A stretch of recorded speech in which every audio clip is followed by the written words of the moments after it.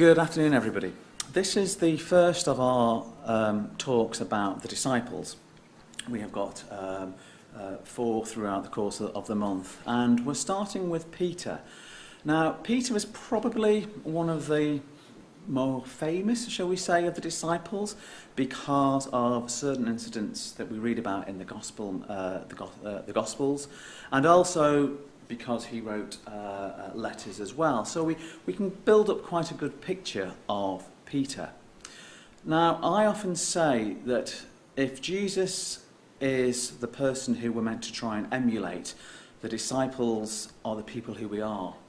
And what we often see when we study the disciples is we study very human people making very human mistakes and trying to do what's best, but quite often failing. And so I think what's always a useful exercise to do is to look at the disciples to see where they failed, the mistakes they made, and try and not make them ourselves. So what I'd like to do this afternoon is to look at Peter's background, look at a few sort of notable incidents in his life, and then compare them to us and see how, in many respects, we are all like Peter. So first of all, just looking at his background, and we could spend an entire afternoon just looking at this, but what I've just done is sort of summarised, if you like, all the important parts. So we get an idea of who Peter was. And there are references on the screen there, so if you want to check these out to make sure that they are correct, please feel free. So we know he was originally called Simon. We know he was born in Bethsaida. We read that in John chapter 1. And we know that at the time that he met Jesus, he was living in Capernaum. Again, Mark chapter 1 has an account of Jesus healing his mother-in-law. We know he was married, 1 Corinthians chapter 9, verse 5. We read about that, and again also in that instant in Mark, and that he and James and John were partners in a profitable fishing business. We've just read that as an introductory reading, haven't we? So we know that he was a businessman, he had business partners, and he was a fisherman on the Sea of Galilee. We know that Simon Peter, met Jesus through his brother Andrew, who had been following Jesus after hearing John the Baptist proclaim that Jesus was the Lamb of God. And again, if you go back to John chapter 1, you can read that incident whereby it was Andrew who brought Peter to Jesus. What we also know about him was that Andrew immediately went to find his brother to bring him to Jesus. When Jesus met Simon, he gave him the new name, Cephas, which is the Aramaic, or Peter in the Greek, which means rock. And again, this is all contained in John chapter 1. Now, we don't know exactly how long after that incident, but we know that later on that, if you like, Jesus officially called Peter, so to speak, to follow him during after the incident we just read about in Luke chapter 5, where Jesus performed the miracle of the catch of fishes. And then, as we read in the last, verse 11 of the chapter we just read together, and when they had brought their boats to land, they left everything and followed him. So that's how Peter was called. He was called by his brothers, and we know that he left everything and followed. And he was given quite a lot. We know he was a businessman, he was a married man. We don't know if he had a family, but I think it's fair to assume that he probably may have done. So he gave up an awful lot to follow Jesus. And what we see in the 4 Gospels are various incidents when Peter's story comes to the forefront. So what I'd like to do is just go through those 4 or 5 incidents and see what we can make of what type of person Peter was. So if you could open your Bibles, please, because the first one I'd like to go to is in Matthew and chapter 14. I should say all these accounts come from the Gospel of Matthew, And we're going through them in chronological order. So you won't be flicking backwards and forwards. We'll just slowly be progressing through Matthew. So it should be quite easy to follow, hopefully. So Matthew chapter 14, and if we go down to verse 22. Just to put it into context, in chapter 14 of Matthew, just prior to this, he's fed the 5,000, and then verse 22, we read what happens after that. Now, this afternoon I'm reading from the English Standard Version, but please follow whichever version you have in front of you. We read, "Immediately Jesus made the disciples get into the boat and go before him to the other side while he dismissed the crowds. And after he dismissed the crowds," this is the 5,000 plus, "he went up on the mountain by himself to pray. When evening came, he was there alone. But the boat by this time was a long way from the land, beaten by the waves, the wind was against them. And in the fourth watch of the night he came to them walking on the sea. But when the disciples saw him walking on the sea, they were terrified and said, 'It is a ghost!' And they cried out in fear. But immediately Jesus spoke to them, saying, 'Take heart, it is I. Do not be afraid.' And Peter commanded him, 'Lord, if it is you, command me to come to you on the water.' He said, 'Come.' So Peter got out of the boat and walked on the water and came to Jesus. But when he saw the wind, he was afraid, and beginning to sink, he cried out, 'Lord, save me.' Jesus immediately reached out his hand and took hold of him, saying to him, 'O you of little faith, why did you doubt?' And when they got into the boat, the wind ceased, and those in the boat worshipped him, saying, 'Truly, you are the Son of God.'" So, what we see here in Peter, if you like, are two sort of almost contrasting sides of the same person. When they saw Jesus, they were afraid. And I think something we should always bear in mind with all the disciples is when they saw the miracles of Jesus, when they saw the things that he performed, there were things they'd never seen before.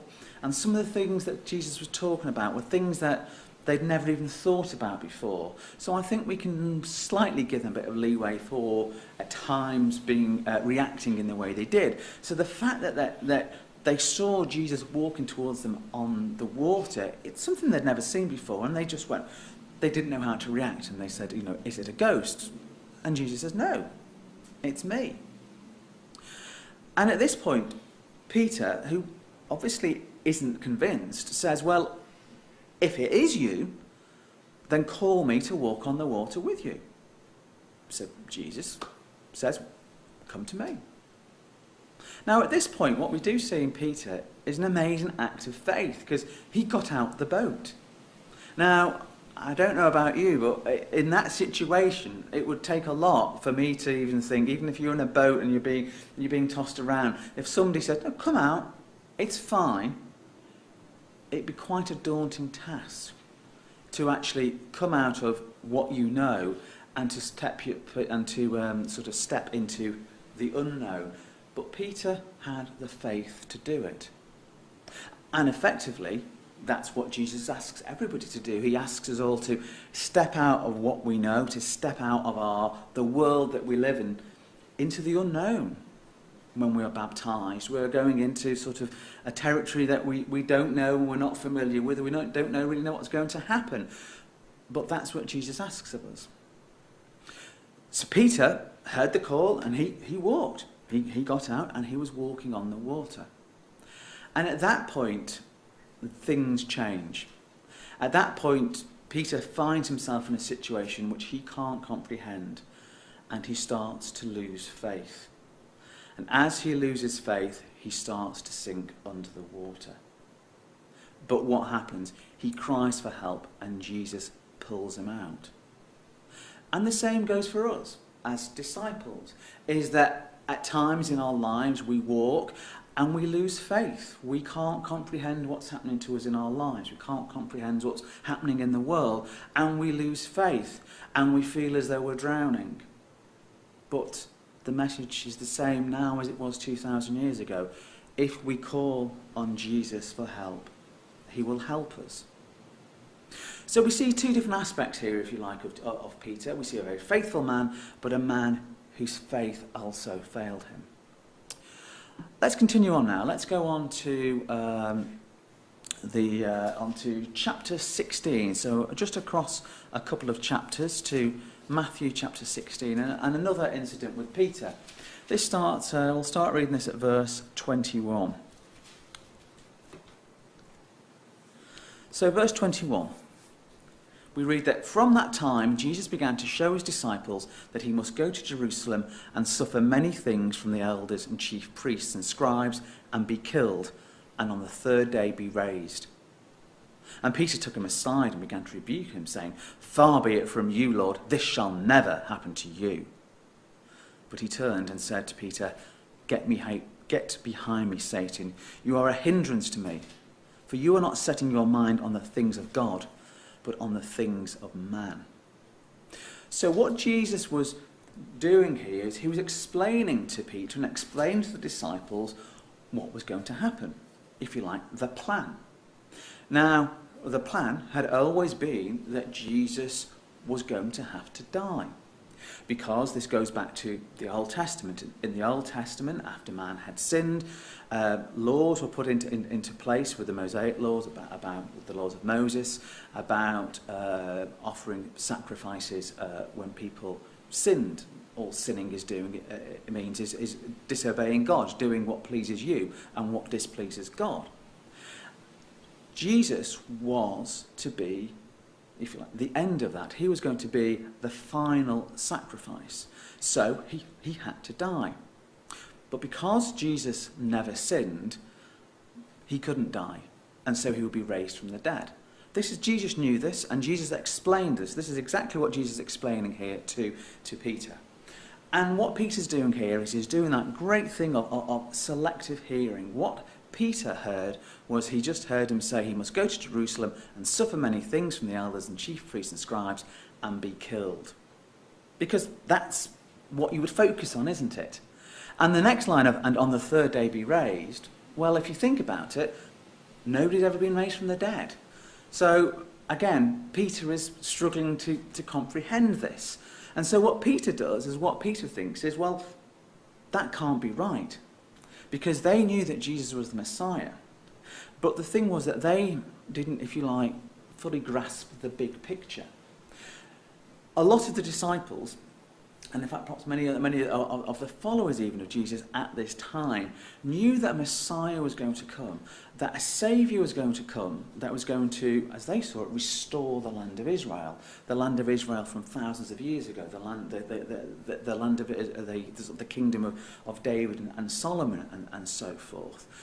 So they were looking at things in a very sort of narrow, human manner, and they're thinking, but if you're going to be killed, how can you overthrow the Romans? That doesn't make any sense.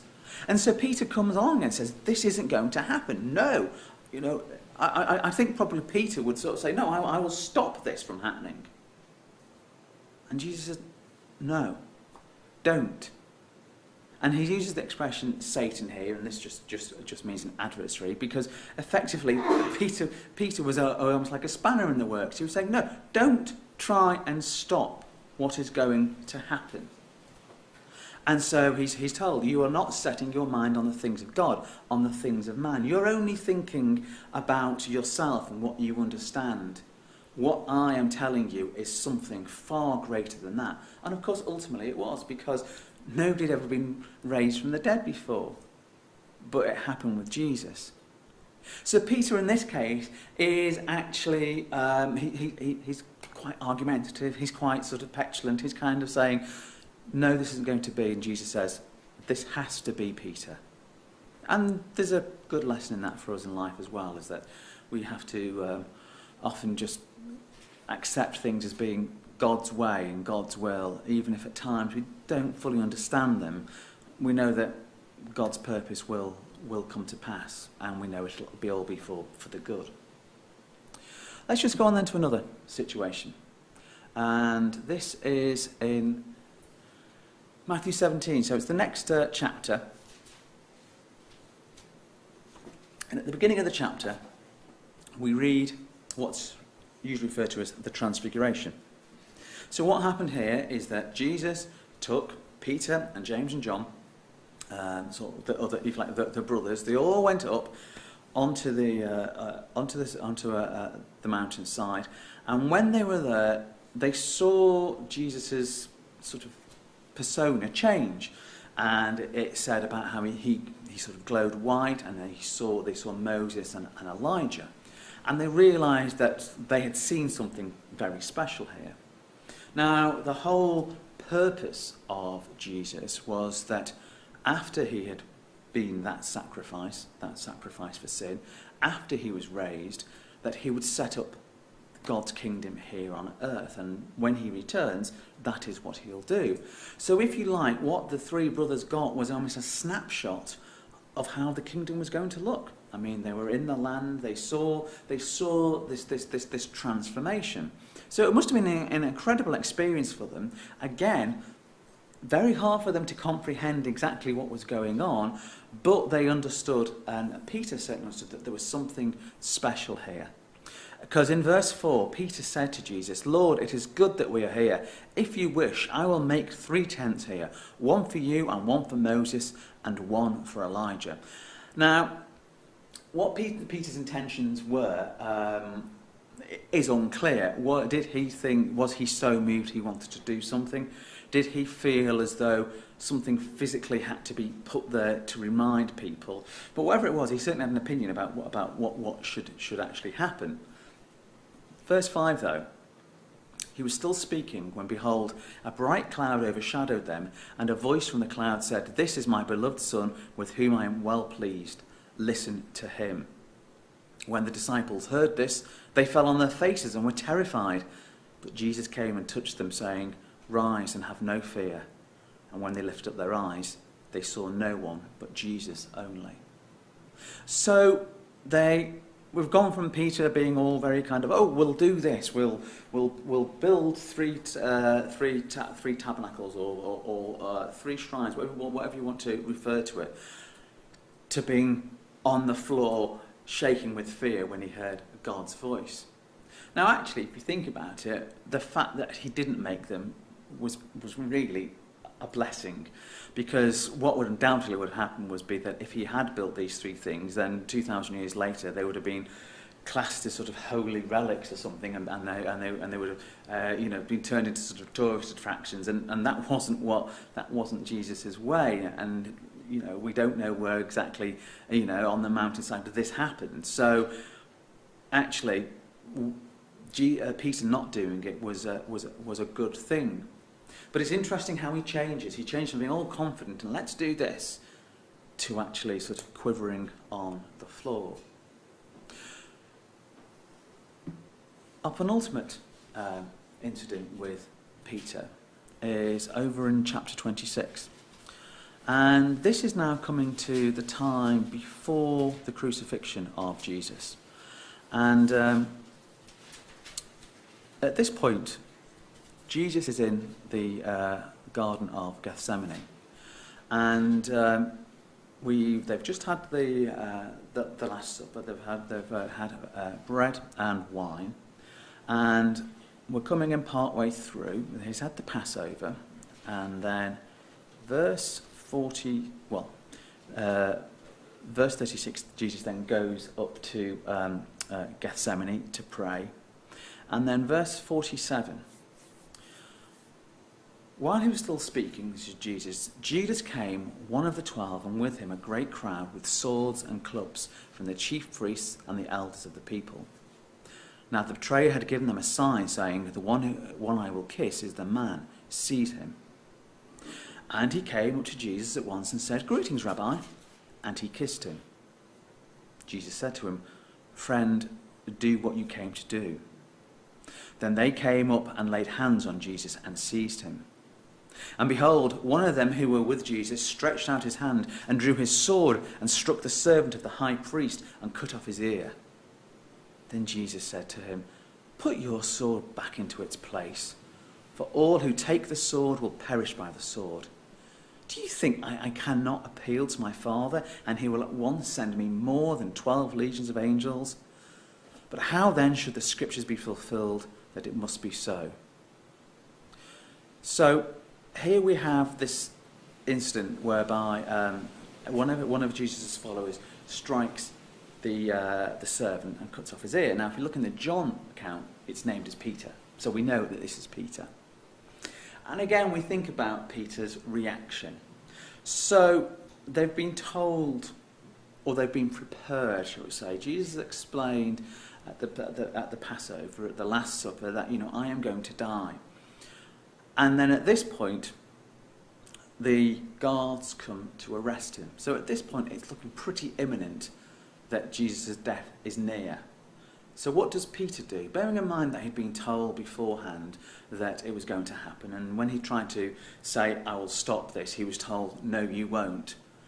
Peter takes it into his own hands and decides to get the sword out and try and fight the people who are going to actually come and crucify Jesus. And he's told off again. He's rebuked and said, no, this is not the way it's meant to be. You've got to let this happen. And we know actually again from the John account, Jesus heals the servant, and then ultimately he goes on to be crucified. And so Peter just seems to be violently lashing out here. And you may think, well, that's not exactly the way you'd expect a disciple of Christ to act, but this is what he does. Now, in all fairness, again, trying to get into the mind of Peter, it may be because of an incident that happened a bit earlier on in the chapter. And this is our final thing I want to look at about Peter. And this is about his betrayal. So if you've still got Matthew 26 open, if we just go back to verse 30 of Matthew chapter 26. Again, in context, we've just had the Last Supper. And then verse 30, it says, and when they'd sung the hymn, they went out to the Mount of Olives. Then Jesus said to them, you will all fall away because of me this night, for it is written, I will strike the shepherd, and the sheep of the flock will be scattered. But after I'm raised up, I will go before you to Galilee. So again, Jesus is telling the disciples something they don't really want to hear. They don't really want to all be told that they're all going to turn their backs on him. And in fact, Peter answers in verse 33, though they all fall away because of you, I will never fall away. Jesus said to them, truly I tell you, this very night before the rooster crows, you will deny me 3 times. Peter said to him, even if I must die with you, I will not deny you. And all the disciples said the same. So at this point, Peter's saying, whatever happens, I will be with you. Which I suppose could perhaps explain his actions with the sword. Perhaps he thought, well, no, I'm not going to deny Christ. I'm going to fight these people. But again, he's missed the point, because that's not really what Jesus meant. But perhaps in his mind, that's what he was thinking, which is why he reacted that way in Gethsemane. But we know, if we go right to the end of the chapter and verse 69, we know what actually happens. It says, now Peter was sitting outside in the courtyard, and a servant girl came up to him and said, you also are with Jesus the Galilean. But he denies it before them all, saying, I do not know what you mean. And when he went out to the entrance, another servant girl saw him, and she said to the bystanders, this man was with Jesus of Nazareth. And again he denied it with an oath, I do not know the man. After a little while, the bystanders came up and said to Peter, certainly you too are one of them, for your accent betrays you. Then he began to invoke a curse on himself and to swear, I do not know the man. And immediately the rooster crowed. And Peter remembered the saying of Jesus, before the rooster crows, you will deny me 3 times. And he went out and wept bitterly. Isn't it amazing how he can change? We said about Peter's faith, about how he had faith to get out of the boat to walk on the water. Then a few minutes later, he lost his faith and he began sinking. Well, here, a few hours after Jesus has said to him, you will deny me 3 times, and he was so adamantly, no, everybody else might turn their back on you, I will stay with you. Within a few hours, he's changed. And the pressure of what's going on. I mean, if we read the rest of the chapter, we'd see about how Jesus was put on trial in this sort of kangaroo court, and they were trying to find trumped-up charges against him. And obviously the atmosphere had turned, and Peter suddenly realised it's not good to actually be connected with Jesus. And he turns his back on him. So, if we look at the character of Peter from what we've seen so far, we know he was petulant, he was disobedient, he quite often did what Jesus told him not to do, and had to be sort of rebuked on 2 or 3 occasions. He was brash, he was potentially violent, and he was a betrayer, and he was a liar. That is the character of Peter as we see in the Gospels. And yet, we also read in Matthew 16 verse 18, Jesus says to Peter, "And I tell you, you are Peter, and on this rock I will build my church, and the gates of hell shall not prevail against it. I will give you the keys of the kingdom of heaven, and whatever you bind on earth shall be bound in heaven, and whatever you loose on earth shall be loosed in heaven." So Peter was being held up as being one of the key disciples, one of the key characters in setting up God's kingdom on earth. And yet the man that we've just looked at is not the sort of character that you'd think you would want to be in that sort of a position. The thing is, Jesus saw something in Peter. Jesus saw something that was actually he could work with, that he could build on. And we're not going to do it this afternoon, but if you go through and you look at that, how Peter then, in the Acts of the Apostles, which are the events directly after Jesus had been raised from the grave and then was ascended to heaven, and we read about what Peter and the other apostles did, and we see the amazing things they did and the amazing acts of faith. It's a very different Peter to the Peter that we read about in the Gospels. If we look at the Peter and we look at the way he writes and the way and the words that he says, it's a very different Peter to the Peter that we've seen in the Gospels. Because Peter matured and Peter changed and Peter began to understand what it was that Jesus wanted. And he began thinking less in a worldly way and more in a spiritual way. And the thing is, and this is the most wonderful thing for us, is that in the same way that Jesus saw something in Peter, Jesus can see something in us the same. So if we find ourselves thinking, I could never be a disciple of Christ, I could never be a disciple of Jesus because I'm petulant, I'm disobedient, I'm brash. Or we think about things that we've done previously and we think, well, I'm just not cut out for it. I'm not the type of person that he's looking for. Well, we are wrong. If Jesus can see something in Peter, then Jesus can see something in us. Because the most important thing is it's not where we begin from, it's where we end. So if we think I could never be baptized, I could never live a life trying to follow God's will, trying to emulate Jesus, trying to live in his style, because I'm just not the right type of person. Well, none of us are the right type of person. All of us have these failings. All of us have these problems.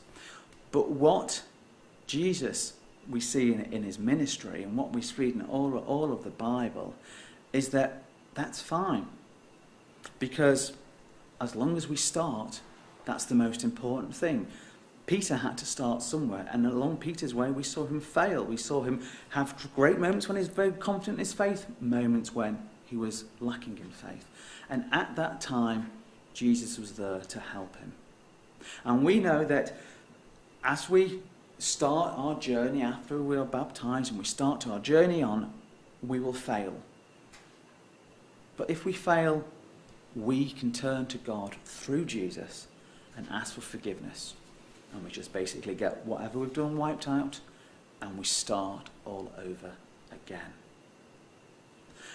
It's a wonderful, wonderful gift that's on offer. And I think the more that we look at some of these Bible characters, the more we realise that actually we are like the disciples.